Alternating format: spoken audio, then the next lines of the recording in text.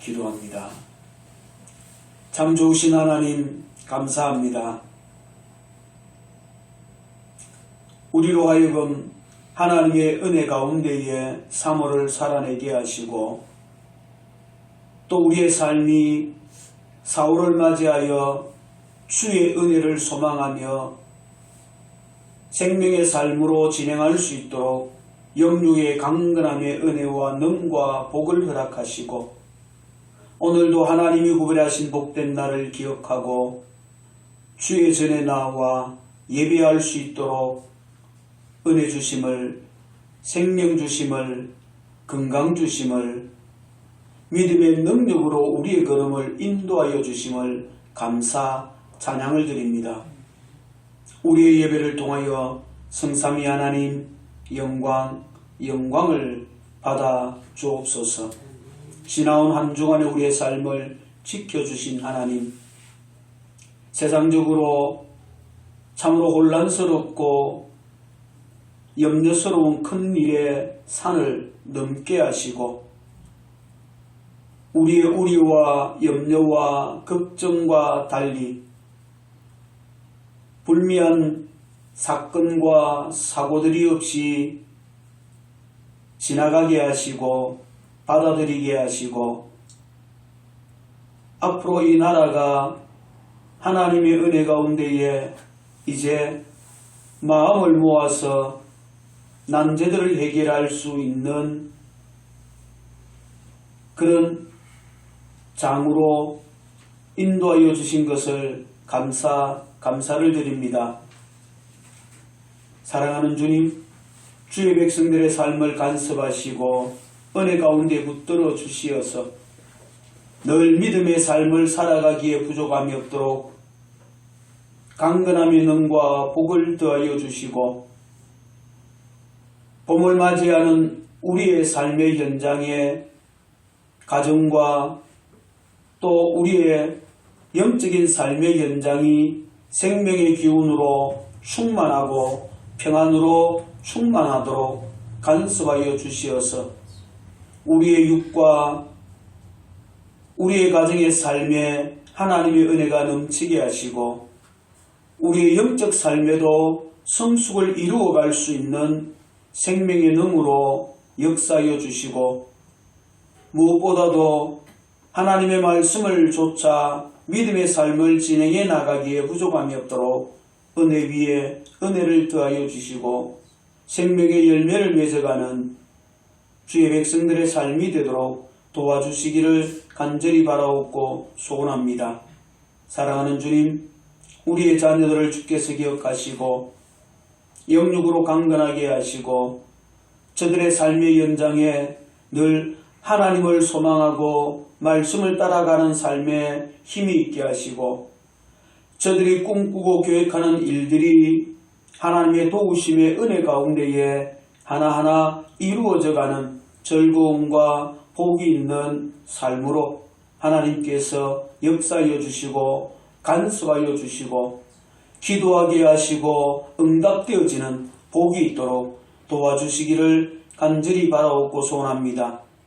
사랑하는 주님, 이 시간도 주 앞에 나와 예배하는 주의 백성들을 기억하시고 길을 여시고 마음을 여시고 그 심령에 하나님의 말씀을 듣게 하시고 말씀이 생명의 능력이 되게 하시어서 세상 앞에 살아가는 삶이 너무 힘들고 어렵지 아니하게 하시고 이 경제적인 난국 속에서도 하나님의 도우심의 은총 속에 힘일지 아니하고 믿음의 삶을 진행해 갈 수 있도록 도와주시기를 간절히 바라옵고 소원합니다.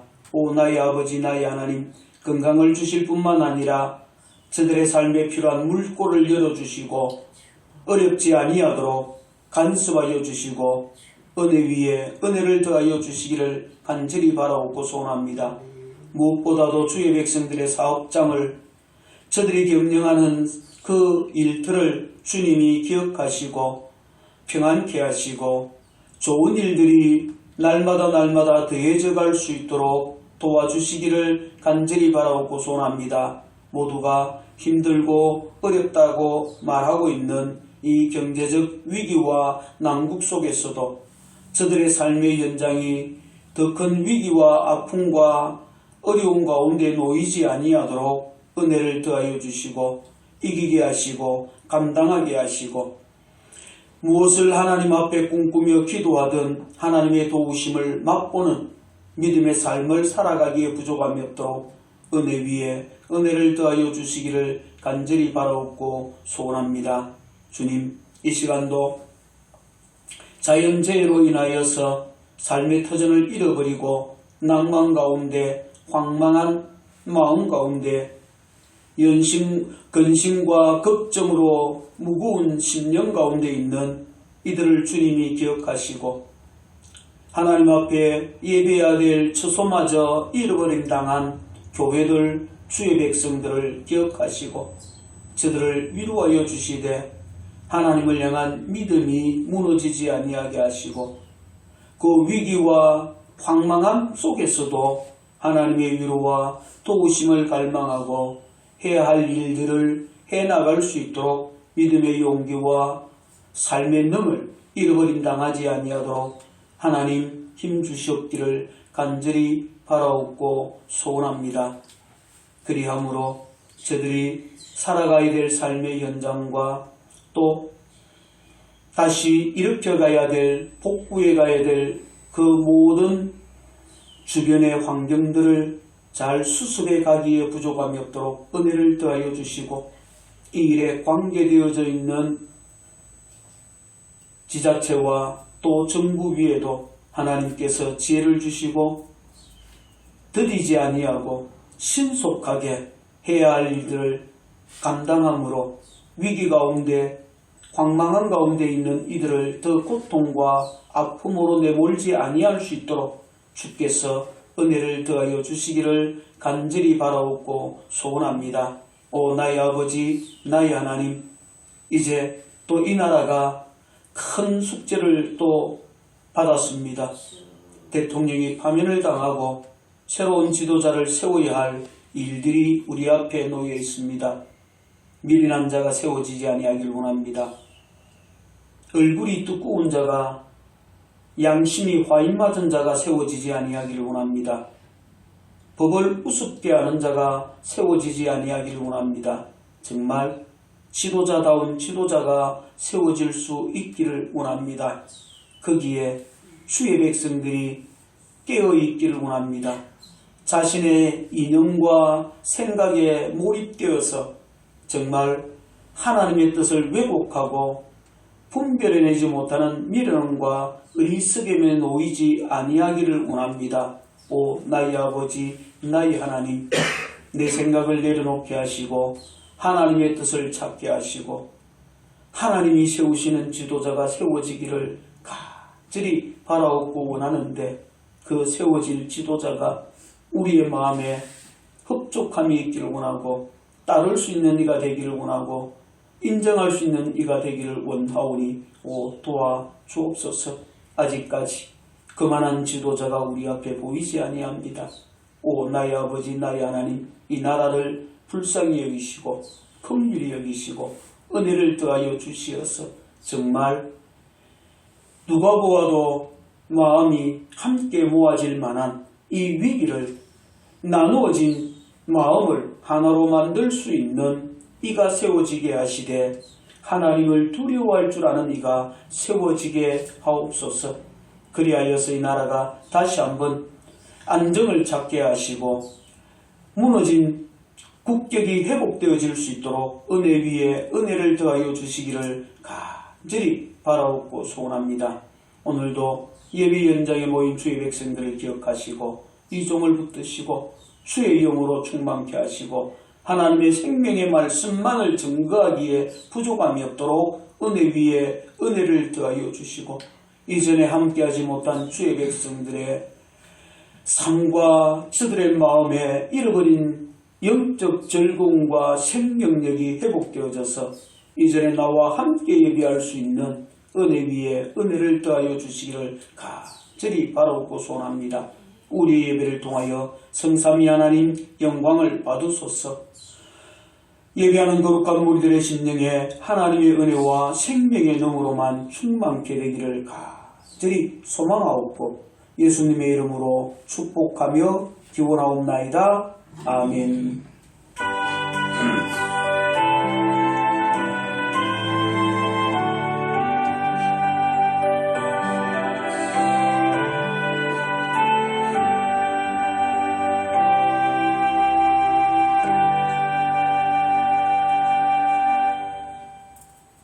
이 시간 하나님께서 우리에게 허락하신 말씀 함께 보시겠습니다. 마태복음 3장 1절에서 4절에 있는 말씀입니다. 그때에 세례요한이 이르러 유대 광야에서 전파하여 가로되 회개하라 천국이 가까웠느니라 하였으니 저는 선지자 이사야로 말씀하신 자라 일렀으되 광야에 외치는 자의 소리가 있어 가로되 너희는 주의 길을 예비하라 그의 첩경을 평탄케 하라 하였느니라. 이 요한은 약대 트롯을 입고 허리에 가죽띠를 띠고 음식은 메뚜기와 석청이었더라. 아멘. 함께 인사 나누시겠습니다. 하나님이 사랑하십니다. 하나님이 사랑하십니다. 예수 안에서 행복하고 승리합시다.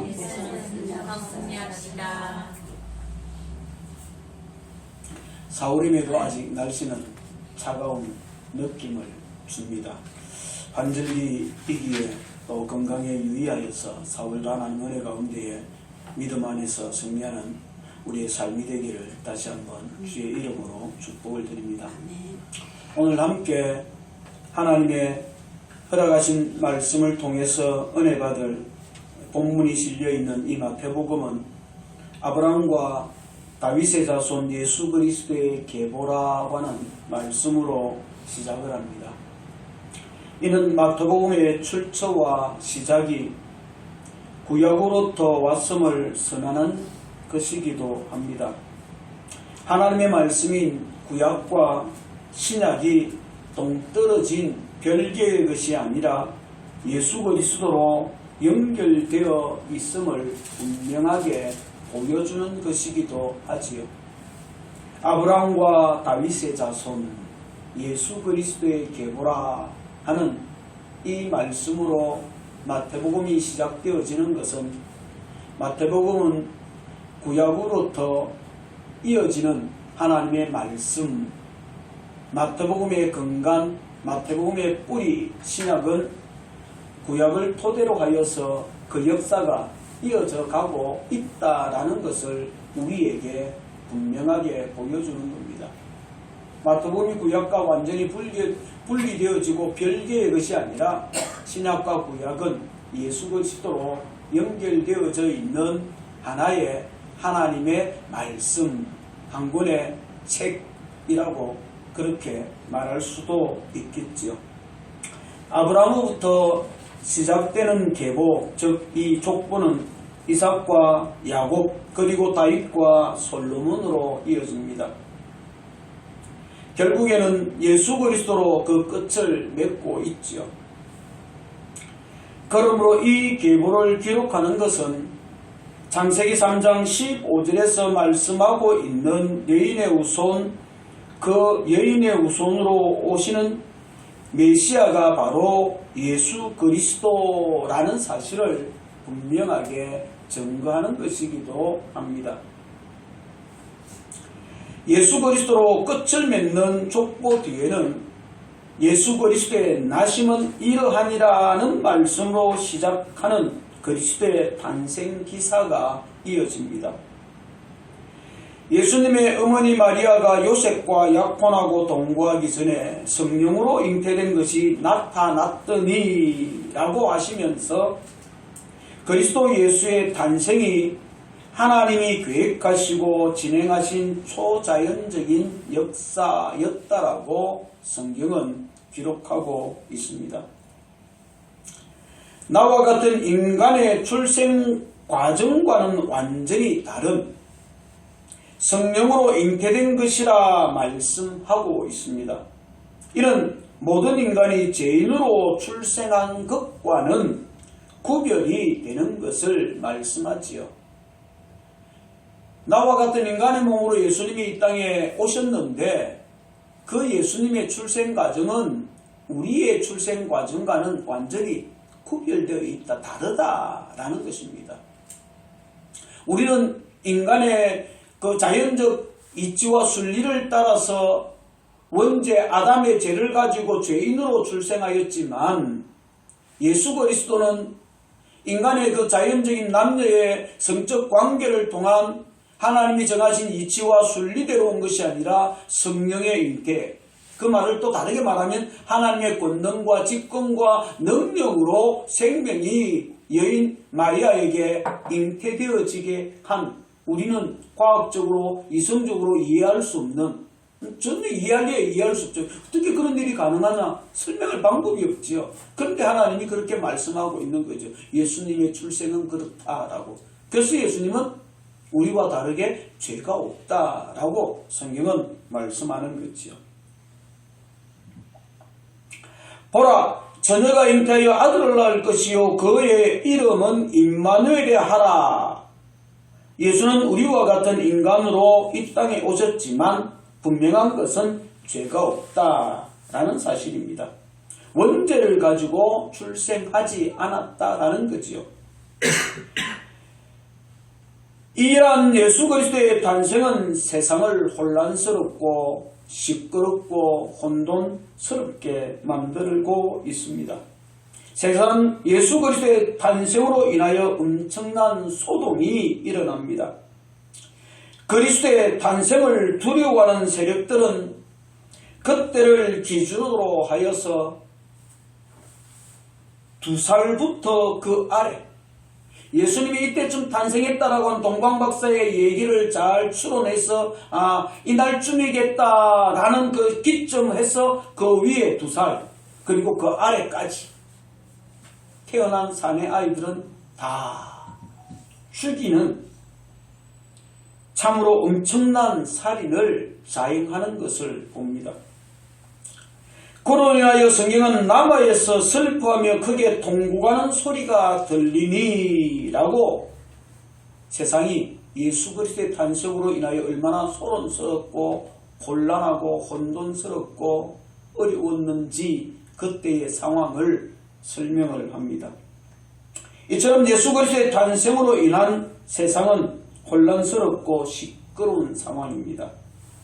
분명 하나님은 약속하신 대로 우리를 죄에서 구원할 메시아 예수 그리스도를 이 땅에 보내셨는데 세상은 메시아로 오신 예수 그리스도를 기쁨으로 맞이하기보다는 외면하고 배척하고 무시하고 핍박하기에 급급하였지요. 그때 유대 광야에서는 혼란스러운 세상을 향한 강한 울림 있는 소리로 엄청난 외침을 토하는 한 사람이 등장을 합니다. 그 사람은 낙타의 트롯을 입었고 허리에는 가죽띠를 띄었으며 음식으로는 메뚜기와 석정을 먹으면서 외치기를 회개하라, 천국이 가까웠다라고 외칩니다. 성경은 그 사람의 이름을 세례 요한이라고 말합니다. 그리고 그때에 그 사람은 하나님께서 선지자 이사야를 통하여 말씀하신 자라고 말하면서 하나님이 예비하신 마지막 선지자였다라고 그렇게 말씀하고 있습니다. 그때 그 사람 세례 요한은 하나님이 예비한 마지막 선지자라고 성경이 말씀합니다. 본문 1절 말씀 우리 같이 한번 읽어봅니다. 1절을 그때에 세례 요한이 이르러 유대 광야에서 전하여 가로되 3절도 같이 한번 읽어봅니다. 저는 선지자 이사야로 말씀하신 자라 일렀으되 광야에 외치는 자의 소리가 있어 가로되 너희는 주의 길을 예비하라 그의 첩경을 평탄케 하라 하였느니라. 여기에 그때라고 하는 이 단어는 그 날들에라고 하는 의미로 마태복음 2장과 3장의 시간적 간격이 적어도 30여 년의 시간이 훌쩍 지나고 있음을 표현하는 단어이기도 합니다. 그러므로 그때란 하나님이 정한 시간임을 알 수 있습니다. 하나님께서 계획한 시간이 되었다라는 거지요. 어떤 하나님이 계획한 시간입니까? 세례 요한이 광야에 등장할 때가 되었다. 그때의 그 시기적인 의미를 그렇게 우리가 볼 수가 있겠지요. 하나님께서 세례 요한이 광야에서 활동하도록 정한 때가 바로 그때라는 의미로 이해할 수가 있을 것입니다. 마태복음에는 그 기록이 없지만 누가복음에는 세례 요한이 예수님이 출생하기 6개월 전에 출생하였다라고 기록하고 있습니다. 엘리사벳이 잉태를 못함으로 그들에게 자식이 없었고 두 사람의 나이가 많더라. 천사가 그에게 이르되 사가라여 두려워하지 말라. 너의 강구함이 들린지라. 내 아내 엘리사벳이 내게 아들을 낳아 주리니 그 이름을 요한이라 하라. 누가복음 1장에 기록된 말씀입니다.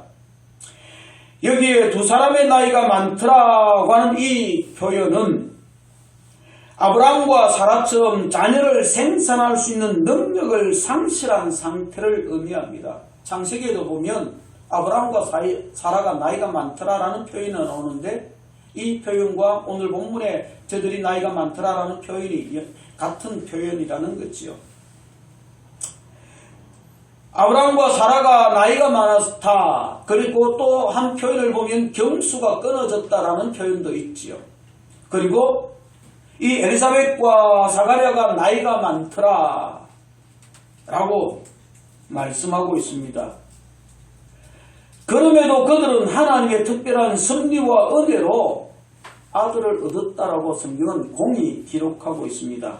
아브라함은 이삭을, 사가랴는 요한을 선물로 받은 거지요. 그 요한에 대하여 마태는 그는 선지자 이사야를 통하여 말씀하신 자라고 말합니다. 다시 말하면 하나님께서 이미 선지자 이사야를 통하여 약속하신 사람이라고 하는 말입니다.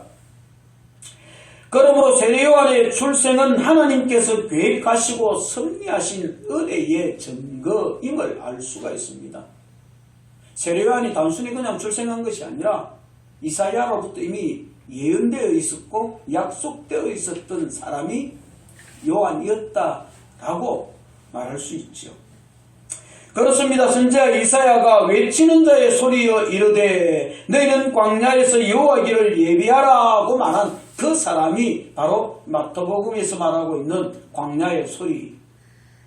선지자 이사야가 말씀하신 대로 온 자, 그가 바로 세례 요한이라는 거지요.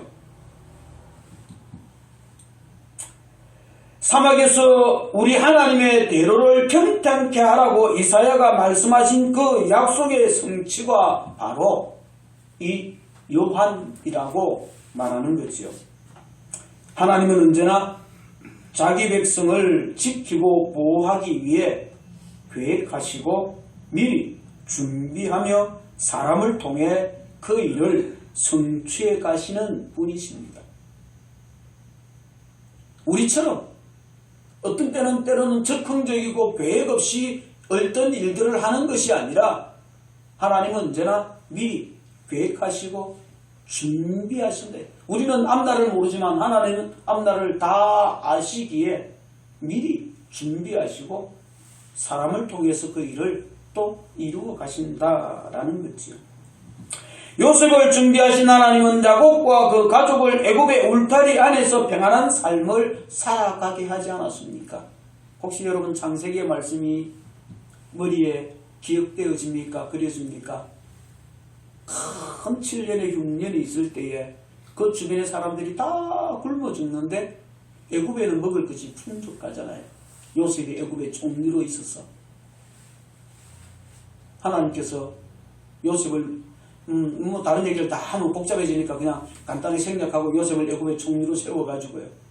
야곱의 아들인데 그가 애굽의 총리가 되어 있는데 근데 모두가 6년으로 굶어 죽는데 애굽에는 먹을 것이 풍족하지요. 그때 이 야곱도 이 자기 아들 요셉을 통하여서 애굽에 있는 양식을 통해 먹고 살잖아요. 그리고 결국에는 그들도 애굽으로 와서 잘 먹고 살잖아요. 애굽의 울타리에서 그 흉년을 잘 통과하잖아요.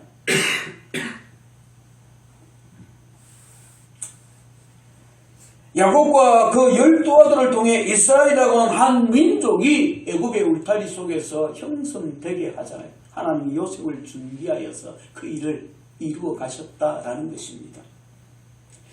모세를 준비하신 하나님은 당신의 백성을 핍박하는 애굽을 철저히 심판하고 애굽에서 고통하는 이스라엘 민족을 출애굽이라는 엄청난 역사를 통해 구원해내지 않습니까?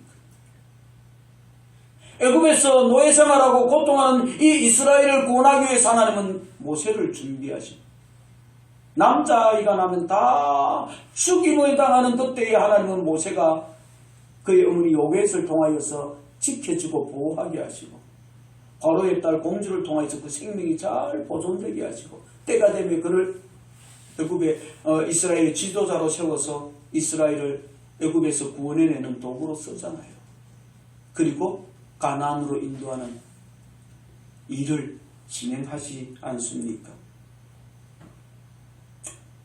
이스라엘 민족으로 하여금 광야를 통과하게 하시고 약속의 땅 가나안으로 인도하지 않습니까? 모세와 여호수아를 통하여 말입니다. 하나님이 준비한 사람들을 통해서 말입니다. 그 하나님께서 자식이 없는 엘리사벳과 사가랴를 찾아오십니다. 나이가 많아 이제 더 이상 자녀를 생산할 능력을 상실하였음에도 소망을 가지고 하나님 앞에서 주의 모든 계명과 규례대로 흠없이 행하는 두 사람을 친히 찾아오십니다. 그리고 제사장 직무를 행하고 있는 사가랴에게 내가 내 아내 엘리사벳에게 내게 아들을 낳아주리니 그 이름을 요한이라 하라고 분명하게 천사 가브리엘을 통하여 말씀하십니다. 하나님의 말씀, 하나님의 약속은 한치의 어긋남도 없이 성취되고 맙니다. 엘리사벳은 임신한 후 5달 동안 공공연한 외출을 금합니다. 엘리사벳은 임신 이후부터 5달 동안은 가족 외에 그 어떤 사람의 접촉도 피하면서 은둔 생활을 하는 거지요. 당시 이브리인들에게 있어서 대를 이을 후손을 갖지 못한 것은 큰 수치가 아닐 수 없습니다. 우리나라도 요즘에는 다 사라지고 없지만 아내가 며느리가 쫓기만 칠그 제약이라고 하는지 그 쫓김을 당하는 이유 중에 하나가 자녀를 낳지 못하면 대를 잇지 못하면 집에서 쫓겨나잖아요. 가문에서 쫓겨나는 일들이 옛날에는 있었잖아요. 그러니까 아들을 낳지 못하는 자녀를 생산하지 못한다라고 하는 것은 여인에게 있어서 아내에게 있어서 엄청난 허물이요 부끄러움이요 수치로 느껴진 때가 있었지요. 우리에게도 유대인들에게도 그 시대에는 그러했다라는 겁니다. 왜요? 그것은 여인을 무시해서 그러는 것이 아니고요. 어떤 측면에서 보면 하나님이 생육하고 번성하라라고 하는 축복의 말씀을 우리가 반드시 이루어내어야 함에도 불구하고 그것을 이루어내지 못하는 그 문제가 여인에게만 있는 것이 아니고 남자와 여인에게 공이 있음에도 불구하고 자녀를 잉태하는 것이 여인이었기에 여인이 대표적으로 그런 자녀를 생산하지 못하면 그런 것에 대한 수치감이 여인의 몫으로 그렇게 되어진 부분이 분명히 있겠지요. 그런데 하나님께서 돌보시는 그 은혜로 인하여 아들을 잉태하게 되었으니 이제 수치와 부끄러움은 완전히 사라졌습니다. 그런데 엘리사벳은 주께서 나를 돌보시는 날에 사람들 앞에서 내 부끄러움을 얻게 하시려고 이렇게 행하시니라 고백하고 있음을 보게 됩니다. 그러므로 엘리사벳이 잉태한 이후 5달 동안 숨어 은둔 생활을 한 그 시간들은 아마도 많은 성경학자들이 유추하기를 감사와 찬양으로 넘쳤을 것이다 라고 말합니다. 그러니까 그냥 사람들 대인 깊이를 위해서 숨어 있었던 것이 아니라 임신 초기 5개월은 참 중요하잖아요. 그죠? 여러 가지로 위험도 있고 중요한. 그래서 사람들을 만나지 아니하고 하나님 앞에 내게도 이제 나는 소망이 없는 줄 알았는데 하나님 내게도 이런 선물을 주시네. 그거 하나님과의 이런 은밀한 교제, 사람들과 만나 세상과 접촉하지 아니하고 그런 영적인 즐거움과 감사, 이 자녀를 장래와 미래를 하나님 앞에 맡기면서 기도하는 그런 시간이 아니었을까? 뭐 그렇게 학자들은 해석하죠. 단순히 숨어 지닌 것이 아니라 하나님의 특별한 은총과 수태고지로 인해 갖게 된 아이의 양육과 장래를 위해 하나님께 기도하는 시간이 아니었을까 하는 것입니다. 그렇게 세례 요한은 이 땅에 왔습니다. 선지자 이사야가 말씀하신 외치는 자의 소리로 이 세상에 온 것입니다. 광야에서 여호와의 길을 예비하라는 명을 받은 선지자로 이 세상에 왔다라는 것입니다. 오늘 우리를 향한 하나님의 일하심도 다르지는 않습니다. 세례 요한에게 역사하신 하나님의 그 은혜와 오늘 우리에게 역사하시는 하나님의 그 은혜가 다르지 않다라는 말입니다. 다만 나의 믿음에 부족함이 있을 뿐이고 하나님의 말씀을 믿고 하나님의 약속을 믿고 기다리는 인내와 믿음으로 살아가는 능력이 내게 부족할 뿐이다 라는 것입니다. 그래서 그 하나님의 은혜를 온전히 우리가 다 기억하며 감사하고 그 은혜를 누리며 살아가지 못하는 연약이 있지. 이 세례 요한에게만 그 시대에만 하나님의 특별한 이러한 은혜와 섭리만 있었고 오늘 이 시대에는 전혀 그런 은혜가 없다. 그런 것은 아니라는 거죠. 물론 조금의 차이는 분명히 있을 수 있겠지만 하나님의 일반적인 은혜와 또 우리에게 주어지는 하나님의 간섭과 은혜는 분명히 동질의 은혜로 오늘도 유효하게 역사하고 있다라는 것입니다. 모든 사람이 다 세례 요한이 될 수는 없겠지만 그리고 세례 요한의 삶을 모두가 살아갈 수도 없을 것이지만 그러나 한 가지 부인할 수 없는 분명한 것이 있다면 세례 요한의 출생, 요한의 생명이 하나님께 있듯이 나의 생명 역시 하나님께 있다라는 사실입니다. 세례 요한의 출생이 그 시대의 출생의 이유와 목적이 하나님의 뜻이 있었다라고 하면 그 생명이 하나님으로부터 온 것이라고 하면 오늘 이 시대에 내가 하나님으로부터 받은 생명도 다르지 않더라. 내가 이 땅에 오늘 이 시대에 존재하는 이유와 목적도 세례 요한의 이유와 존재 이유와 목적과 똑같지는 않지만 내게도 그런 목적과 분명한 하나님의 뜻이 내게도 있다라는 것을 믿으시기를 주의 이름으로 축복을 드립니다.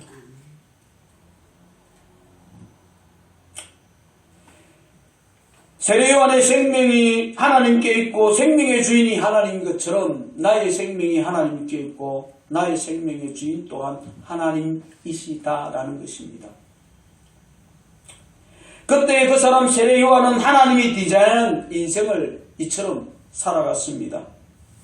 하나님께서 예비하신 마지막 선지자로서 광야에서 회개하라 천국이 가까웠느니라 외치며 주의 길을 예비하는 삶, 예수 그리스도께서 오실 길을 곱게 하는 삶을 함께 공유하는 삶을 세례 요한이 살아간 것입니다.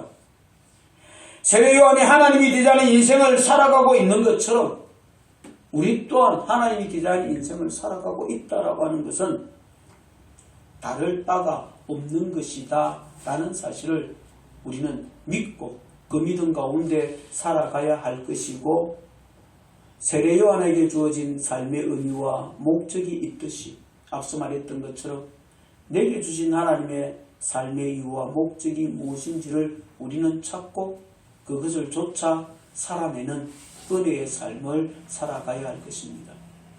세례 요한이 마지막 선지자의 명을 받아서 예수 그리스도 오실 길을 곱게 하고 평탄케 하는 삶이 그의 삶의 이유요 목적이요 하나님의 뜻이었다라고 하면 오늘 우리가 살아가는 삶의 이유와 목적은 예수 그리스도의 남은 십자가를 짊어지고 그리스도의 재림을 대망하며 살아가야 될 삶의 큰 이유와 목적이 우리에게 주어져 있다라고 하는 사실을 믿고 그 하나님이 디자인한 큰 그림을 얼마나 순종하며 살아갈 것인지를 고민하며 살아가는 저와 여러분이 되기를 주의 이름으로 축복을 드립니다.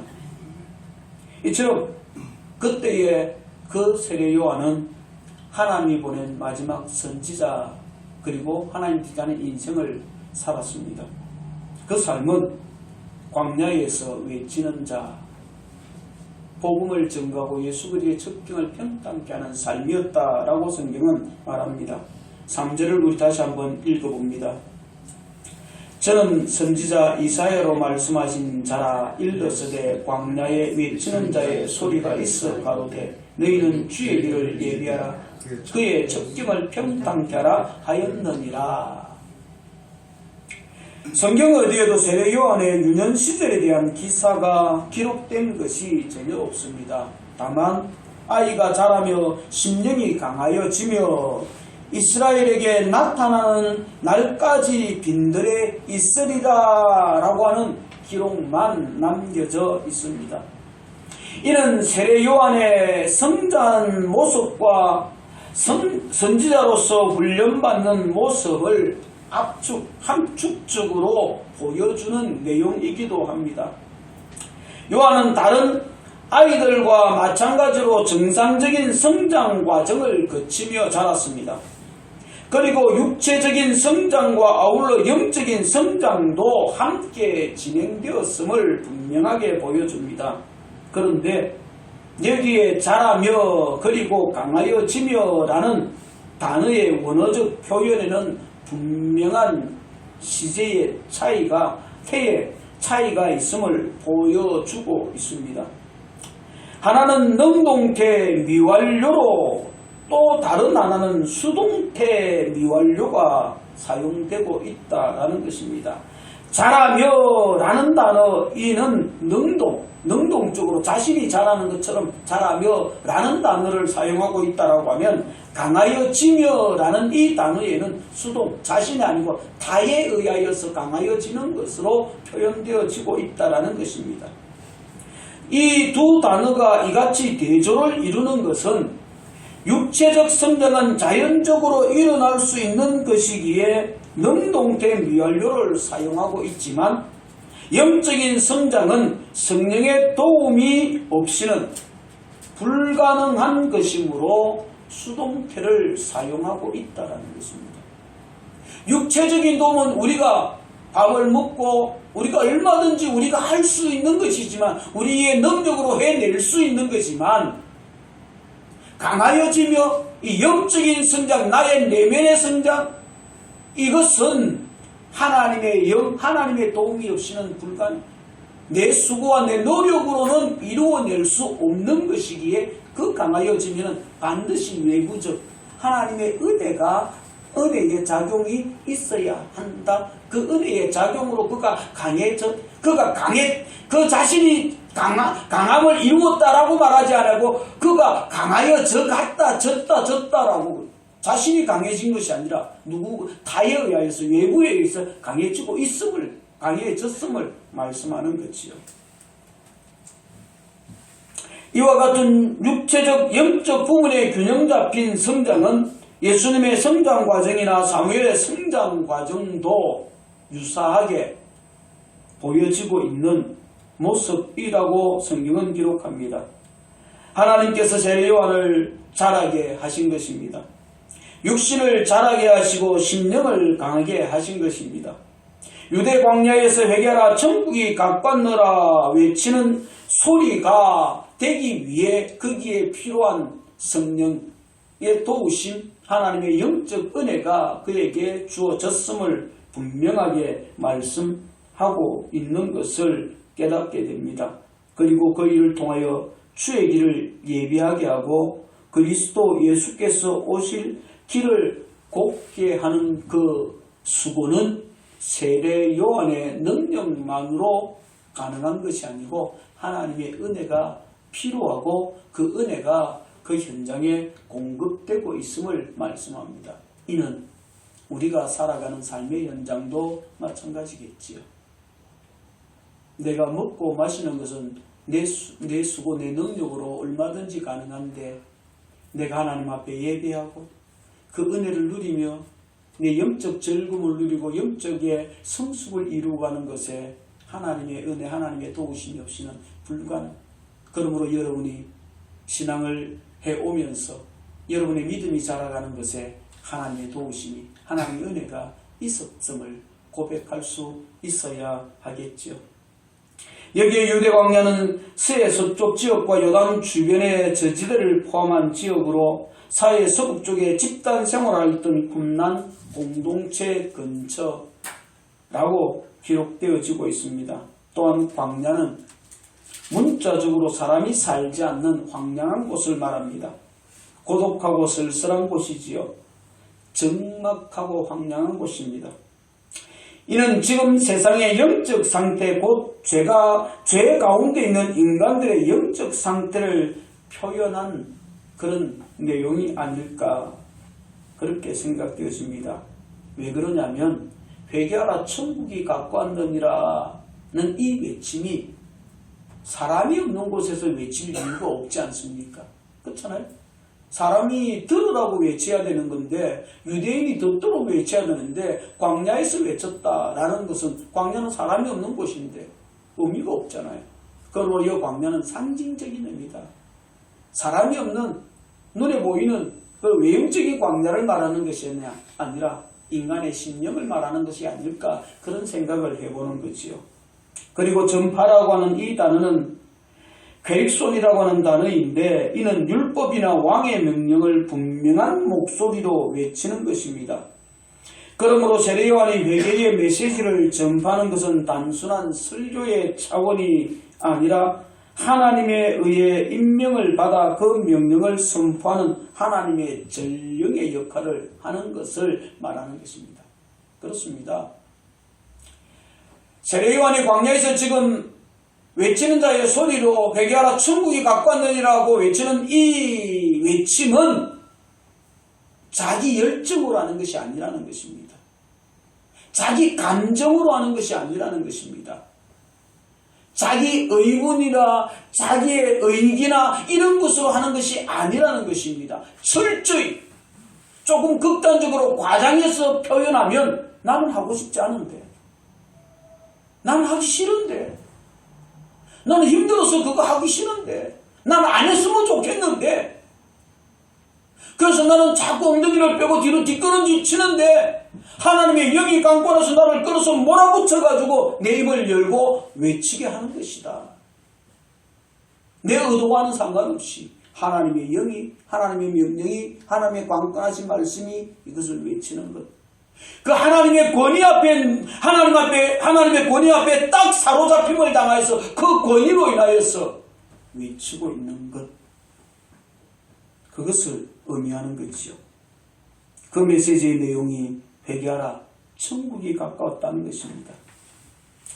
세례 요한이 선포한 이 말은 문자 그대로 저격하면 너희들은 회개하라는 것이고 회개할 이유는 하늘의 왕국이 가까웠기 때문이다라는 것입니다. 여기에 회개하라고 하는 이 말은 단순히 머리로만 계획을 바꾸라는 의미가 아닙니다. 마음과 의지, 전 존재 그것을 자신의 계획과 작정 그리고 행동을 바꾸는 것입니다. 머리의 작용이 아니라 완전히 전부가 바뀌어요. 삶 자체가, 행동 자체가 바뀌는. 그래야지 이 생각으로 거치고 감정으로 거치는 것이 아니라 실질적으로 행동을 해내라는 것입니다. 돌이키라는 거지요. 세례 요한은 메시아의 길을 예비하면서 여러 가지 죄악으로 인해 마음과 행위가 악해진 유대인들이 무엇보다 먼저 그들의 전 존재를 하나님으로부터 등 돌린 그들이 세상을 향하여 등을 돌리고 하나님을 향하라는 것입니다. 또한 천국이라고 하는 이 말은 여러 가지로 해석할 수 있고 참 광범위한 내용인데 그냥 쉽게 이해하면 하나님이 통치하는 것을 얘기하는 것이죠. 하나님의 권위, 하나님의 영향력으로 이해하면 틀림이 없는 것입니다. 그러므로 이 회개하라 천국이 가까웠느니라. 돌이켜라. 왜 돌이켜야 되냐? 천국이 가까웠다 라고 하는 건데 하나님이 우리 가운데 오셨기 때문이다라는 말입니다. 그것을 더 실질적으로 얘기를 하면 하나님의 나라인 예수께서 우리에게 오셨다. 그러니 그 예수 앞에 회개하지 않으면 살 길이 없다. 심판받는다. 죽음이다. 라는 것을 여러 의미로 상징적으로 표현하고 있는 거지요.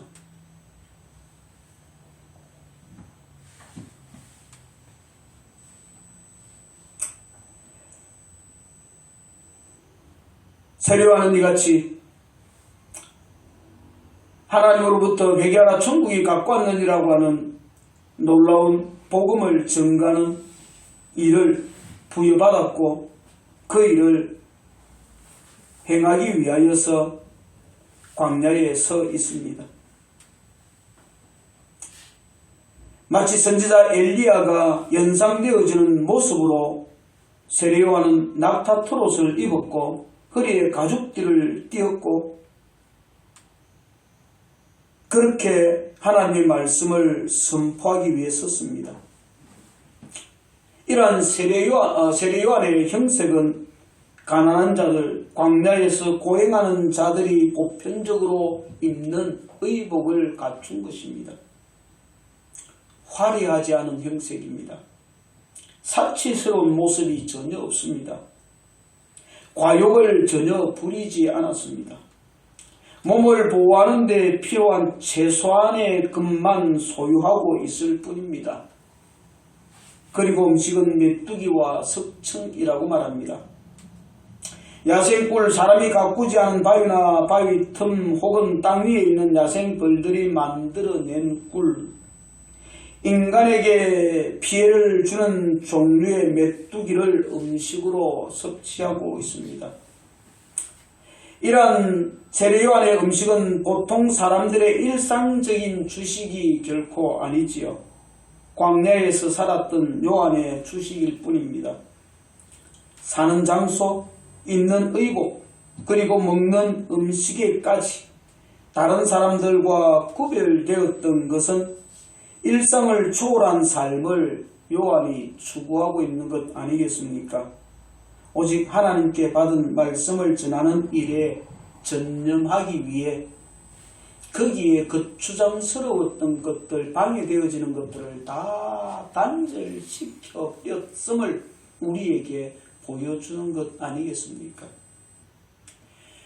하나님의 기뻐하시는 믿음의 삶을 살아가야 한다라고 하는 것은 이처럼 철저히 내 육신의 즐거움과 유익을 끊어버리지 아니하고는 힘들다. 그리고 그것은 하나님께서 나를 강하게 하는 은혜로 붙들어 주지 아니하면 불가능한 것이다 라는 거죠. 내가 주의 뜻을 이루고 하나님의 은혜 가운데 믿음의 삶을 더 힘있게 살아가고 살아가려고 하면은 거기에 그만큼 하나님의 은혜와 도우심은 더욱더 필요하다라는 것입니다. 사랑하는 성도 여러분, 여러분이 지금 믿음의 삶을 잘 살아가고 있습니까?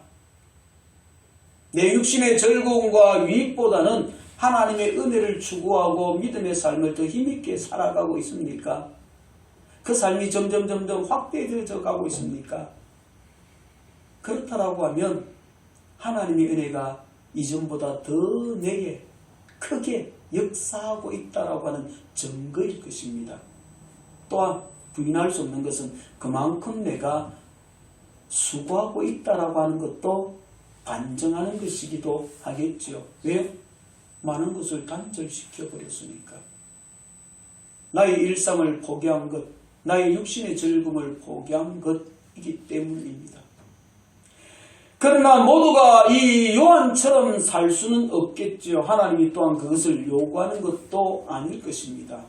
그러나 우리가 분명히 이 요한을 통하여서 오늘 깨달아야 할 것이 있다라고 하면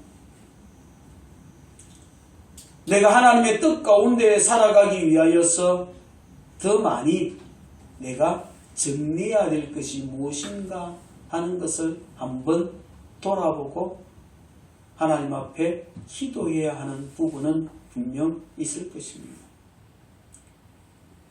믿음에 더 몰입하고 은혜 가운데 살아가기 위하여서 내가 조금 멈춰야 할 것이 무엇인가?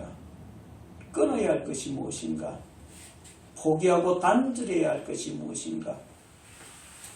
그래도 내 삶에 지장이 없다라는 것을 기억하고 나의 즐거움을 위하여서 나의 육신의 유익을 위하여서 살아가는 것들을 조금 내려놓고 점점 하나님이 기뻐하는 것을 향하여서 한 걸음씩 한 걸음씩 나아가는 나의 믿음의 성수, 나를 강하게 하시는 하나님의 은혜를 더해가는 복된 삶을 그때에 그 사람 요한이 살아왔던 삶을 우리가 한번 보면서 내가 닮아가야 될 것, 내가 그리스도로 살아가야 될 삶에 추구해야 될 것이 무엇인지 고민하면서 그 은혜를 이 4월에 다시 한번 누리며 살아가는, 더해가며 살아가는 하나님이 기뻐하시는 영적 승리의 삶을 살아내는 저와 여러분이 되기를 주의 이름으로 축복을 드립니다. 좋으신 아버지 하나님 감사합니다. 주님, 아무리 생각해도 나는 요한처럼 살 수 없을 것 같습니다. 그렇게 나는 약대 트롯을 입을 수 없고 가죽띠를 띨 수가 없고 메뚜기와 석청을 먹으며 살아갈 수 있는 존재는 아닙니다. 하지만 내가 주를 위하여서 좀 더 정리해야 되고 멀리해야 되고 단절해야 되고 내려놓아야 되고 한 걸음 주를 향하여 가까이 나가야 할 나의 삶에 구별되어야 될 일상이 무엇인지는 고민하고 돌아보고 정돈해야 될 것이 분명 있을 줄 압니다. 주님 깨닫게 하시고 요한을 강하게 하신 하나님께서 나를 강하게 하여 주옵소서. 예배하는 주의 백성들을 믿음의 능으로 강하게 하여 주옵소서. 그리하여서 그리스도로 만족하고 그 생명의 풍요함으로 살아가는 은혜로 나아가고 그 삶의 즐거움을 배워가고 누려가는 예수로 만족하는 종과 주의 백성들의 삶이 되도록 은혜 위에 은혜를 더하여 주시어서 4월이 복되게 하시고 우리의 삶이 하나님 앞에 영광이 되도록 복음의 열매가 되도록 역사하여 주시기를 간절히 소원하옵고 예수님의 이름으로 축복하며 기도하옵나이다. 아멘.